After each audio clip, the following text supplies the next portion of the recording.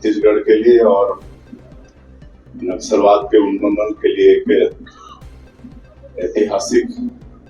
दिन है। सबको मालूम है कि कई दशकों से हमारा ये छत्तीसगढ़ नक्सलवाद से ग्रसित है और कहीं न कहीं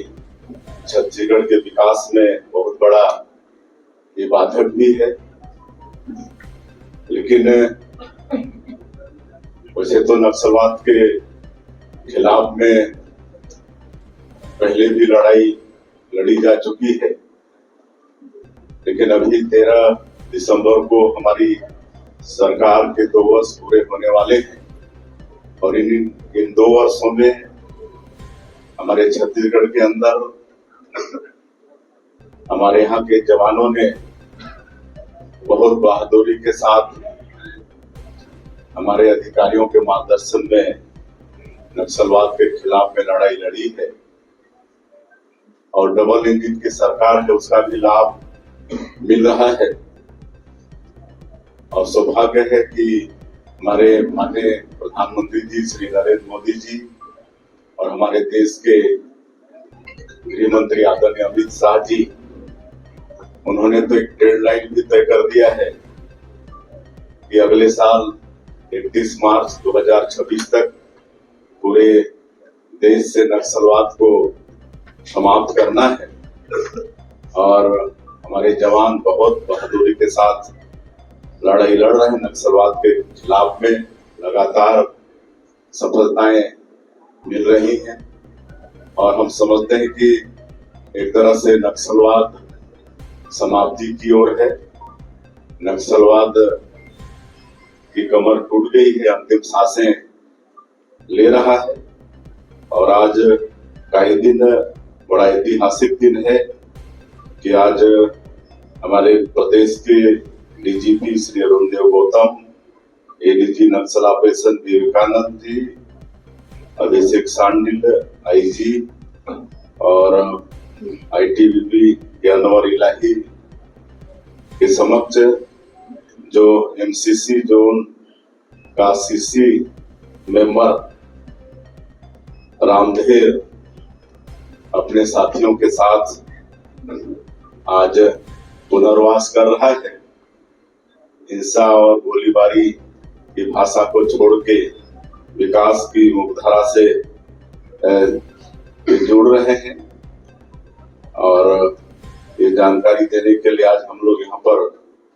आए हैं। रामधेर 1,05,00,000 का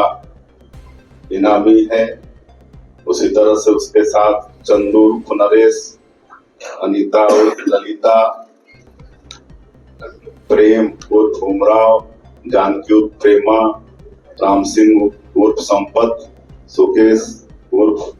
रंगा, शीला उर्फ बैसंती, लक्ष्मी उर्फ मनीता, योगिता उर्फ लच्छी, सागर उर्फ रेणु, कविता उर्फ मासे और भी इनके नाम है, लेकिन मैं एक बता रहा हूँ। तो इस सबने आत्मसमर्पण किया है और हमारे प्रदेश की पुनर्वास नीति बहुत अच्छी है। हमारे आदरणीय गृह मंत्री जी कई प्रदेशों में भ्रमण किए अधिकारियों के साथ और वहाँ की पुनर्वास नीति का अध्ययन करके एक अच्छी पुनर्वास नीति यहाँ पर हम लोग बनाए हैं और उसी का परिणाम है कि आज 2 वर्षों में मतलब 4,000 से ज्यादा आत्मसमर्पण और गिरफ्तार जिनका हुआ है, ऐसे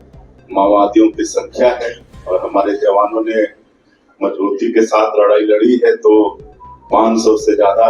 माओवाद न्यूट्रलाइज भी हुए हैं और हमारी जो नई पुनर्वास नीति है उसमें कई अच्छे प्रावधान किए गए हैं। एक तो जो आत्मसमर्पित नक्सली हैं उनके लिए हम लोग अलग से 15,000 प्रधानमंत्री आवास उसकी स्वीकृति कराए और उसका भी निर्माण हो रहा है। कोई गांव अगर पूरी तरह से नक्सल मुक्त हो जाता है और वो प्रस्ताव करके दे देते हैं तो वहां पर 1 करोड़ का विकास का काम शासन से मिलेगा। हम लोग नई उद्योग नीति भी बनाए हैं, नई उद्योग नीति वर्ष 2024-30, उसमें भी ऐसे नक्सल समर्पित, नक्सल पीड़ित जो लोग हैं उनके लिए विशेष प्रावधान